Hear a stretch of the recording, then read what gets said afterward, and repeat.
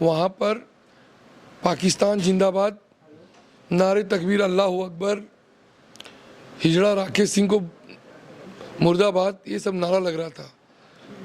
कल हमारे महिला, मेरी बेटी के ऊपर लाठी डंडा बरसाना,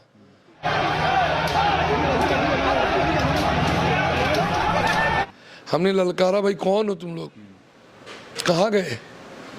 उसके पे 100 से ज़्यादा केसेस है, 100 से ज़्यादा केस एक प्रत्याशी के ऊपर। कैसे हो गया इतना सारा केस? केस के ये बंगाल में हिंदुस्तान का कोई कानून नहीं है। ये भारत में, पश्चिम बंगाल में पाकिस्तान जिंदाबाद नारा लगाने का मतलब क्या हुआ? देशद्रोह, और ये देशद्रोही है।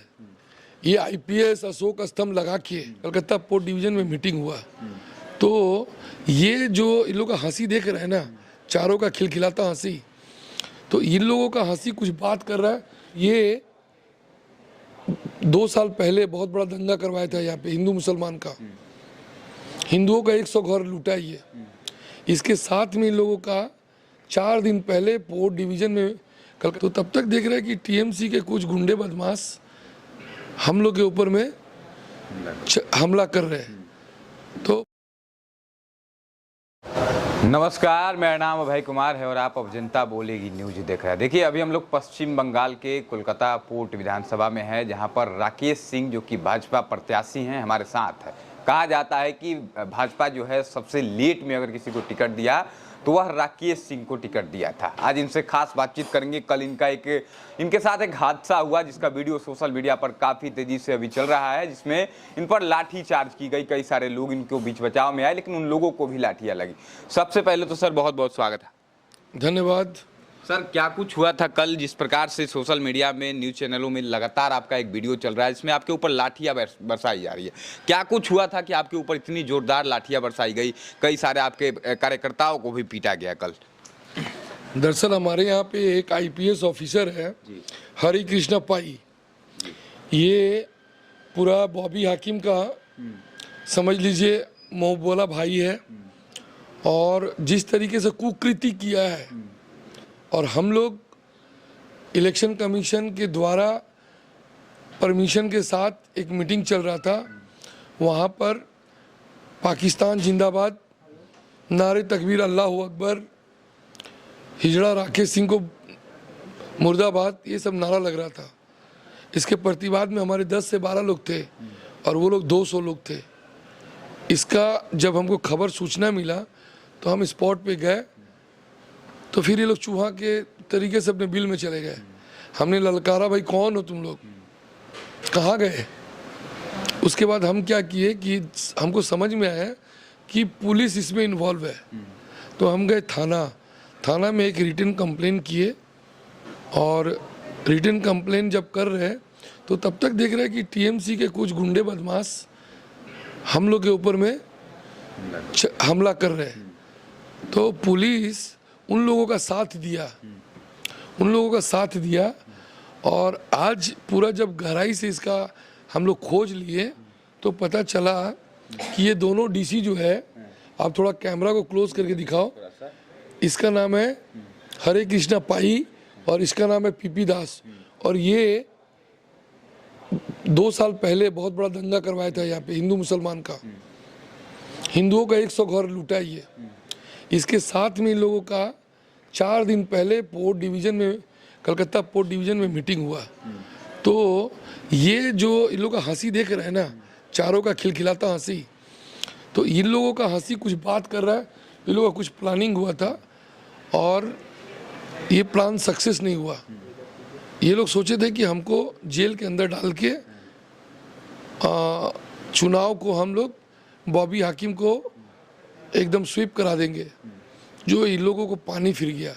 हमारे 8 कार्यकर्ता अभी बहुत बुरी तरीके से घायल हैं। कम से कम 6 कार्यकर्ता को ये लोगों ने फॉल्स एक मामला में फंसाया है। यही सब अभी एक दहशत का राजनीति चल रहा है, पुलिस प्रशासन और टीएमसी और बॉबी हाकिम ने मिल के किया है, और इसका प्रतिवाद हम लोग रास्ते पर हैं। आपने एक बात कहा कि पाकिस्तान जिंदाबाद के नारे लगाए गए। भारत में पश्चिम बंगाल में पाकिस्तान जिंदाबाद नारा लगाने का मतलब क्या हुआ? देशद्रोह, और ये देशद्रोही है। ये आईपीएस अशोक स्तंभ लगा के यदि पाकिस्तान जिंदाबाद बोल रहा है और इसका ये दोनों समर्थन कर रहा है, तो आप सोच सकते हैं कि बंगाल कहाँ पे आके खड़ा है। बंगाल कहाँ पे आके खड़ा है। आप जरा चिंतन मनन करिएगा। ये आईपीएस अशोक स्तंभ लगा के भारत सरकार का नौकरी लेके ये यहाँ पे राजनीति करवाए और पाकिस्तान जिंदाबाद बुलवाए। आने वाले दिनों में उर्दू लोग ज़्यादा बोलेंगे। हाँ, इस्लाम में यदि कोई पैदा नहीं हुआ तो वो बदकिस्मत है। ये सब यदि भाषा हो तो राजनीति का स्तर कहाँ चला गया है। तो बहुत दयनीय अवस्था है बंगाल का, और इससे उभर के निकल जाएगा 29 तारीख के बाद।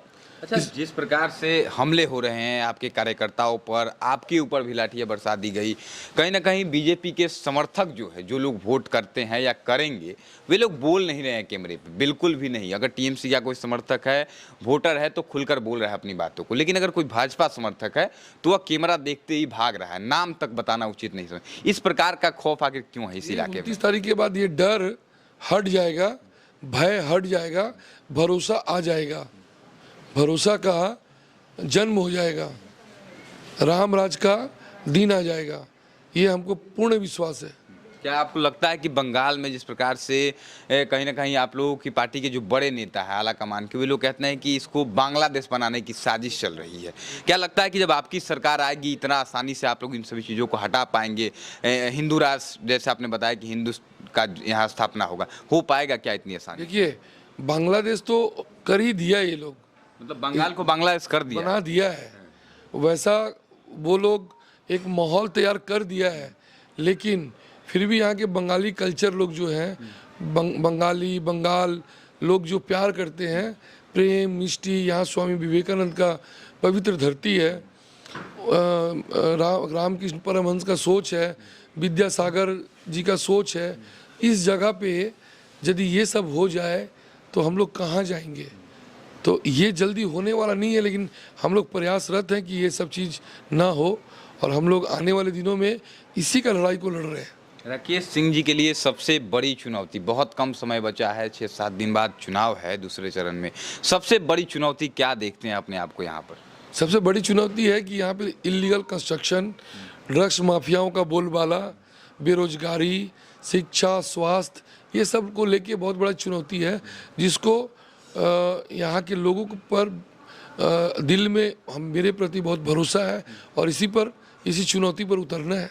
आप भाजपा से प्रत्याशी हैं और मुझे पता चला कि शायद आप पे 100 से ज़्यादा केसेस हैं, 100 से ज़्यादा केस एक प्रत्याशी के ऊपर, कैसे हो गया इतना सारा केस आपके? केस के ये बंगाल में हिंदुस्तान का कोई कानून नहीं है, ये पुलिस का कानून है, और पुलिस जो चाहे वो कर सकती है।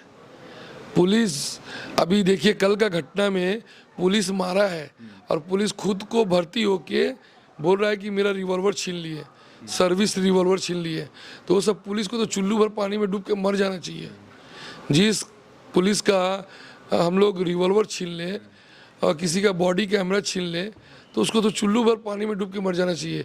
एक कैमरा में 1 सेकंड का भी ये सब यदि वीडियो हो तो राजनीति छोड़ देंगे। आज की डेट में तो हर जगह कैमरा लगा हुआ है, छोटी से छोटी घटना कैद हो जाती एकदम, है। एकदम। तो जो आरोप लगा रही है पुलिस, इसके पीछे क्या कहीं टीएमसी के लोग तो नहीं है? टीएमसी के लोग ही तो पुलिस है, टीएमसी के लोग ही पुलिस है बंगाल में है। ये जो आप देख रहे हैं इसको, ये जो पाई को देख रहे हैं, ये इसका चेहरा का मुखौटा, और अंदर में टीएमसी है, बाहर में खाकी वर्दी है। ऐसा प्रशासन हो चुका है यहाँ पे। अगर आप विधायक बनते हैं, इस बार आपकी सरकार बनती है, तो खासकर कोलकाता पोर्ट जो है इस क्षेत्र में सबसे चुनौतीपूर्ण क्या है, क्या करेंगे सबसे खास, जो वर्तमान विधायक यहाँ जो है फिरहाद हाकिम नहीं कर पाए, आप क्या यहाँ पर करने वाले हैं अगर जीतते हैं? देखिए, स्वस्थ पानी मिले, अच्छा शिक्षा मिले, यातायात का अच्छा साधन हो, यही सब मतलब छोटा से छोटा मांग है जनता का। बहुत ज़्यादा हमारी जनता यहाँ पे लोभी लालची नहीं है। प्रेम व्यवहार हो, यही चाहते हैं। यहाँ पर गुंडई, यहाँ पे ड्रग्स का कारोबार, यहाँ पे इलीगल कंस्ट्रक्शन, ये सब हम लोगों को नहीं चाहिए। जो लोग भाजपा जो कार्यकर्ता हैं, भाजपा कार्यकर्ताओं को जो लोग सता रहे हैं, चुनाव के समय में जबरदस्ती वोट न देने की अपील कर रहे हैं, उनसे क्या अपील होगी राकेश सिंह जी की? उसका 4 तारीख के बाद सूद समेत हिसाब किताब एकदम बराबर होगा। बदलाव के साथ बदला भी होगा, मतलब बदलाव के साथ बदला भी लिया जाएगा। बदला भी होगा। योगी आदित्यनाथ लगातार आ रहे हैं यूपी में, जिस प्रकार से, क्या आपको लगता है कि यूपी मॉडल जब आपकी सरकार यहाँ पर बनती है तो जिस प्रकार यूपी में अपराधियों में खौफ होता है, क्राइम करने से पहले डरते हैं, पैर में गोली मार दी जाती है, इनकाउंटर कर दी जाती है, क्या यूपी मॉडल बंगाल में लागू होगा? लागू होना चाहिए। बाकी जो नेतृत्व यहाँ के देंगे उनके ऊपर में पूरा दारोमदार है, लेकिन आने वाले दिनों में जो मुख्यमंत्री के रेस में हैं वो योगी जी के ही बराबर के हैं और योगी जी के बराबर के सोच के हैं। आने वाले दिनों में कहीं दो मत नहीं है कि राम राज नहीं होगा यहाँ पे। आखिरी एक सवाल कि पीएम मोदी 2-3 दिन पहले आए हुए थे बंगाल और झाल मुड़ी एक जगह खा लिए 10 रुपया दे करके, तो उसको मुद्दा बनाया गया। टीएमसी की जो मुख्यमंत्री यहाँ पे रही हैं ममता बनर्जी, कह रही हैं कि पीएम मोदी झाल मुड़ी नहीं खाए, नौटंकी कर दिए हैं आके बंगाल में। इस पर आप क्या कहेंगे? वो जब पैर तोड़ के, डुप्लीकेट पैर तोड़ के 1 महीना लगड़ सकती हैं, 2 महीना लगड़ सकती हैं, तो ये नाटक नहीं है। और किसी झाल मुड़ी वाले के पास जाके 10 रुपया दे के झाल मुड़ी खा लिए तो ये लोग नाटक कर दिए। ये लोग जो अफवाह फैला रहे हैं अपने मैनिफेस्टो में कि मछली खाने नहीं देगा, मांसो खाने नहीं देगा, बीजेपी आएगा तो क्या क्या करेगा, एनआरसी करेगा, ये इन लोगों का मैनिफेस्टो में लोगों तक मैसेज है। लेकिन हम लोगों का जो आने वाले दिनों में जो सोच है, अच्छा बंगाल हो, मतलब हम लोग ये सोना का चिड़िया बोलते थे इस बंगाल को। यहाँ सबसे पहले एम्बेसडर बनता था, एम्बेसडर गाड़ी बनता था, हिंदुस्तान मोटर था, क्या नहीं था, पूरा का पूरा जो कुछ था माननीय मुख्यमंत्री ने ख़त्म कर दिया बंगाल को। तो सोनार बांग्ला हम लोगों को बनाना है, यही सोच है हम लोगों का। चलिए, राकेश सिंह है, भाजपा प्रत्याशी हैं। जिस प्रकार से आपने देखा होगा, वीडियो स्क्रीन पर भी चल रहा है किस प्रकार से लाठीचार्ज हुआ, वीडियो काफ़ी ज़्यादा वायरल है। इनका कहना है कि जो पुलिस है यहाँ की, टीएमसी के लोग ही भरे पड़े हैं बंगाल पुलिस में। हालांकि आपकी क्या राय है, अपनी राय कमेंट बॉक्स में जरूर दीजिएगा। जिस प्रकार से इन पर लगातार हमले हो रहे हैं, केस दर्ज हो रहे हैं, इनके कार्यकर्ताओं को पीटा जा रहा है, इस पूरे मामले पर अपनी राय दें, इस वीडियो को शेयर जरूर करें। बहुत बहुत धन्यवाद। जय हिंद।